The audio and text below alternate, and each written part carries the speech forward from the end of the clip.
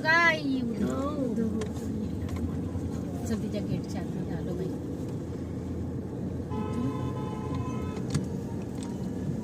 सरळ पुढे गेलो ना राईट साईड लेफ्ट साईडला मग माहेर घर आणि राईट साईडला मंदिर.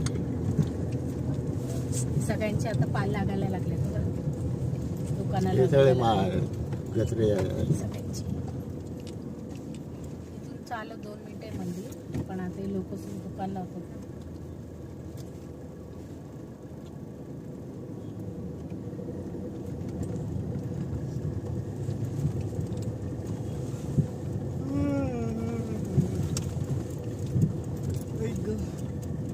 एक मिनिट पॉज करा साहेब.